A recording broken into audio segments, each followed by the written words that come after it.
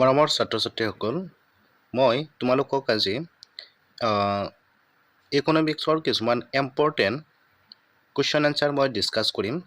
লগতে এই important question MCQ কুৱেশ্যনবোৰ পৰীক্ষাত 100% কমন পেলাবলৈ নতুন কৌশলেৰে তৈয়াৰ কৰা হৈছে। ইয়াতে লিখাই আছে, চাব পাৰিছা।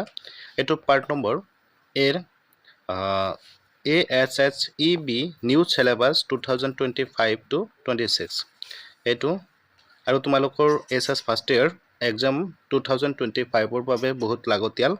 100% ইয়াৰ পৰাই কমন আহিব।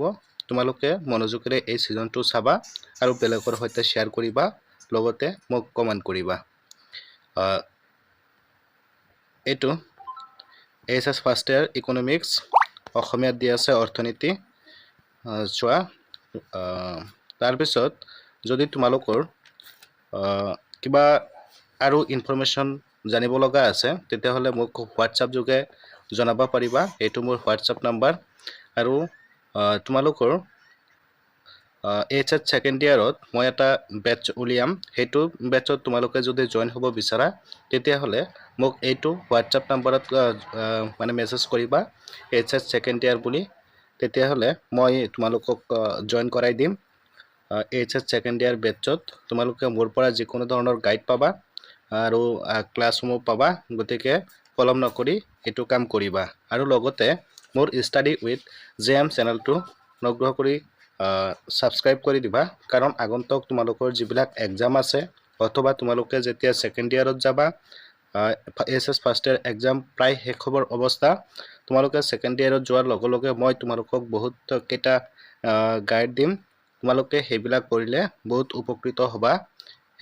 সেইটোৱে মই আশা ৰাখিছোঁ। গতিকে আজিৰ ক্লাছটো আৰম্ভ কৰিছোঁ। তোমালোকে চাই যোৱা। 1 নম্বৰ কুৱেশ্যনটোত কি দিয়া হৈছে চোৱাচোন। ভাৰতীয় অৰ্থনৈতিক উন্নয়ন নামৰ পুথিখনৰ মূল বিষয়বস্তু কি?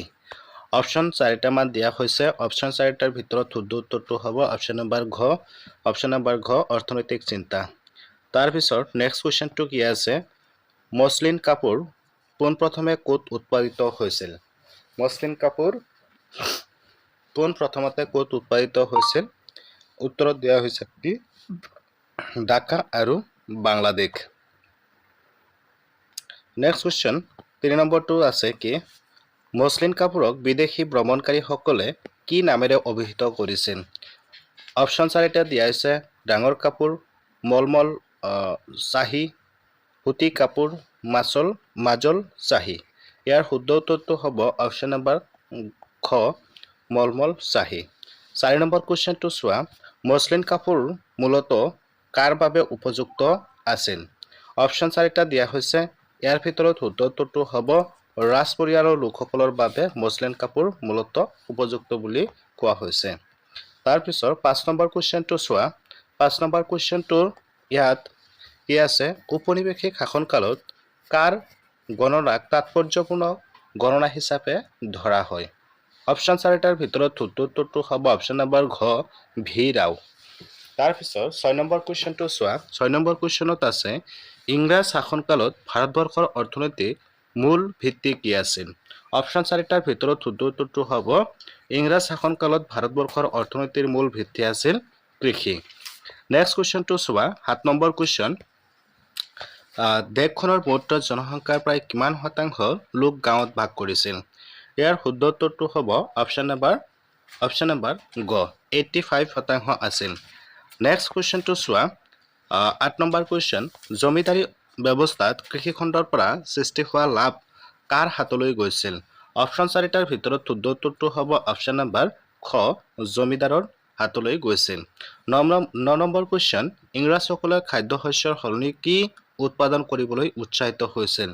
অপশ্যন 4টাৰ ভিতৰত শুদ্ধ উত্তৰটো হ'ব অপশ্যন নম্বৰ গ, মুদ্ৰা উপাৰ্জনমুখী শস্য আছিল। 10 নম্বৰ কুৱেশ্যন। ঔপনিৱেশিক নীতিবোৰৰ ফলত ভাৰতৰ কোন খণ্ডত নিবনুৱা সমস্যাৰ সৃষ্টি হৈছিল? অপশ্যন 4টাৰ ভিতৰত শুদ্ধ উত্তৰটো হ'ব অপশ্যন নম্বৰ ঘ, হস্তশিল্প খণ্ডত কি আছিল? ঔপনিৱেশিক নীতিবোৰৰ ফলত ভাৰতৰ নিবনুৱা সমস্যাৰ সৃষ্টি হৈছিল। তাৰপিছত 11 নম্বৰ কুৱেশ্যন। ইয়াৰ ঔপনিৱেশিক চৰকাৰে ভাৰতক কি ধৰণৰ বজাৰ ৰূপত ব্যৱহাৰ কৰিছিল? অপশ্যন 4টাৰ ভিতৰত শুদ্ধ উত্তৰটো হ'ব অপশ্যন নম্বৰ ক প্ৰাপ্তবিহীনভাৱে প্ৰসাৰিত বজাৰ। তাৰপিছত 12 নম্বৰ কুৱেশ্যন, ভাৰতৰ কোনখন ৰাজ্যত ভাৰতীয়সকলে আধিপত্য বিস্তাৰ কৰা কপাহী বস্ত্ৰৰ কলসমূহ কেন্দ্ৰিত আছিল? অপশ্যন 4টাৰ ভিতৰত শুদ্ধ উত্তৰটো হ'ব অপশ্যন নম্বৰ ক মহাৰাষ্ট্ৰ আৰু গুজৰাট।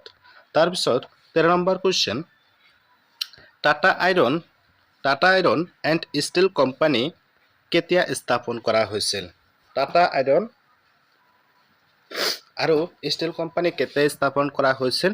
অপশ্যন 4টাৰ ভিতৰত শুদ্ধ উত্তৰটো হ'ব অপশ্যন নম্বৰ খ 1907 চনত Tata iron and steel company স্থাপন কৰা হৈছিল। 14 নম্বৰ কুৱেশ্যনটো চোৱা, কোন উদ্যোগক মূলধন জাতীয় সামগ্ৰীৰ উদ্যোগ বুলি কোৱা হয়? অপশ্যন 4টাৰ ভিতৰত শুদ্ধ উত্তৰ হ'ব অপশ্যন নম্বৰ খ যন্ত্ৰপাতি উৎপাদন উদ্যোগ। তাৰপিছতো চোৱা 15 নম্বৰ কুৱেশ্যন, ঔপনিৱেশিক চৰকাৰে ভাৰতবৰ্ষৰ বৈদেশিক বাণিজ্যৰ ওপৰত কেনেকুৱা প্ৰকাৰৰ নীতি গ্ৰহণ কৰিছিল? অপশ্যন 4টাৰ ভিতৰত শুদ্ধ উত্তৰটো হ'ব অপশ্যন নম্বৰ ঘ ৰক্ষণশীল নীতি। তাৰপিছত কুৱেশ্যন চোৱা কি আছে, কিমান বছৰ ইংৰাজ শাসনৰ পিছত ভাৰত স্বাধীন হয়? কিমান বছৰ ইংৰাজ শাসনৰ পিছত কি হৈছিল? ইংৰাজ শাসন হৈছিল বা স্বাধীন হৈছিল? 200 বছৰ পিছত কি হৈছিল? ভাৰত স্বাধীন হৈছিল। নেক্সট কুৱেশ্যনটো কি আছে, কোনখন দেশত সমাজবাদ উৎপাদনসমূহৰ ৰাষ্ট্ৰীয়কৰণ হৈছিল? এইটো হ'ব শুদ্ধ এনচাৰ হ'ব ছোভিয়েট ইউনিয়নত। নেক্সট কুৱেশ্যনটো কি আছে, ছোভিয়েট সমাজবাদৰ কি বস্তু ব্যক্তিগত নাছিল? ইয়াৰ শুদ্ধ উত্তৰটো হ'ব অপশ্যন নম্বৰ ঘ ব্যক্তিগত সম্পত্তি। নেক্সট কুৱেশ্যন 4 নম্বৰ, নেহেৰু আৰু আন চিন্তাবিদসকলে কোনটো দৃষ্টিভংগীৰ প্ৰতি সহানুভূতিশীল দিছিল? অপশ্যন কেইটাৰ ভিতৰত শুদ্ধ উত্তৰটো হ'ব অপশ্যন নম্বৰ ক সমাজবাদী। 5 নম্বৰ কুৱেশ্যন, সমাজবাদী সমাজৰ কোনে সামগ্ৰী উৎপাদনৰ সিদ্ধান্ত লয়? অপশ্যন কেইটাৰ ভিতৰত শুদ্ধ উত্তৰটো হ'ব অপশ্যন নম্বৰ খ চৰকাৰে। নেক্সট কুৱেশ্যনটো চোৱা 6 নম্বৰ কুৱেশ্যন, 1948 চনত ঔপনিৱেশিক নীতিৰ মূল উদ্দেশ্য কি আছিল? অপশ্যন কেইটাৰ ভিতৰত শুদ্ধ উত্তৰটো হ'ব অপশ্যন নম্বৰ ঘ ব্যক্তিগত খণ্ডৰ বিকাশৰ বাবে মঞ্চ প্ৰস্তুত কৰা। তাৰপিছত 7 নম্বৰ কুৱেশ্যন, নেক্সট কুৱেশ্যনটো কি আছে, 1950 চনত ক'ত পৰিকল্পনা আয়োগ গঠন কৰা হৈছিল? পৰিকল্পনা আয়োগ গঠন কৰা হৈছিল 1950 চনত। এইটো ক'ত গঠন কৰা হৈছিল? অপশ্যন নম্বৰ খ শুদ্ধ এনচাৰ নতুন দিল্লীত। নেক্সট কুৱেশ্যনটো চোৱা, 1950 চনত পৰিকল্পনা আয়োগৰ প্ৰথম অধ্যক্ষ কোন আছিল? পৰিকল্পনা আয়োগৰ প্ৰথম অধ্যক্ষ আছিল কি আছিল? জৱাহৰলাল নেহেৰু। অপশ্যন নম্বৰ ঘ শুদ্ধ এনচাৰ। কুৱেশ্যন নম্বৰ নেক্সট কুৱেশ্যনটোত কি কৈছে, পৰিকল্পনা আয়োগ কিমান চনত গঠন কৰা হৈছিল? আমি পালোঁ কি 1950 চনত পৰিকল্পনা আয়োগ গঠন কৰা হৈছিল। নেক্সট কুৱেশ্যনটো চোৱা 10 নম্বৰ কুৱেশ্যন, প্ৰশান্ত চন্দ্ৰ মহলানবিছৰ জন্ম কেতিয়া হৈছিল? ইয়াৰ শুদ্ধ উত্তৰটো হ'ব অপশ্যন নম্বৰ খ 1893 চনত। তাৰপিছতো চোৱা মহলানবিছে কোনখন বিশ্ববিদ্যালয়ৰ পৰা শিক্ষা লাভ কৰিছিল?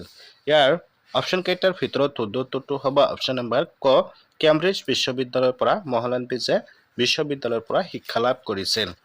তাৰপিছত নেক্সট কুৱেশ্যনটো কি কৈছে, মহলানবিছে কলিকতাত ভাৰতীয় পৰিসংখ্যা প্ৰতিষ্ঠান কেতিয়া স্থাপন কৰিছিল? অপশ্যন কেইটাৰ ভিতৰত শুদ্ধ উত্তৰটো হ'ব অপশ্যন নম্বৰ ঘ 1941 চনত। নেক্সট কুৱেশ্যনটো কি আছে চোৱাচোন, 13 নম্বৰ কুৱেশ্যন, মহলানবিছে প্ৰকাশ কৰা মুখপত্ৰৰ নাম কি আছিল? অপশ্যন কেইটাৰ ভিতৰত শুদ্ধ উত্তৰটো হ'ব অপশ্যন নম্বৰ খ। তাৰপিছত 14 নম্বৰ কুৱেশ্যন, 1990 চনত ভাৰতৰ মুঠ ঘৰুৱা উৎপাদন GDPৰ সেৱা খণ্ডৰ বৰঙণি কিমান আছিল? এইটোৰ শুদ্ধ এনচাৰ হ'ব অপশ্যন নম্বৰ ঘ 40.59%।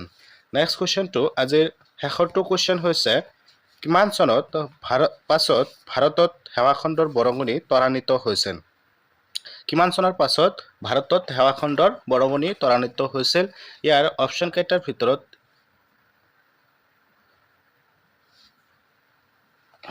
এইটো অপশ্যন দিয়া হোৱা নাই, তোমালোকে এইটো কমেণ্ট যোগে জনাবা কিমান চনত কি হৈছিল ভাৰততে সেৱা খণ্ডৰ বৰঙণি ত্বৰান্বিত হৈছিল।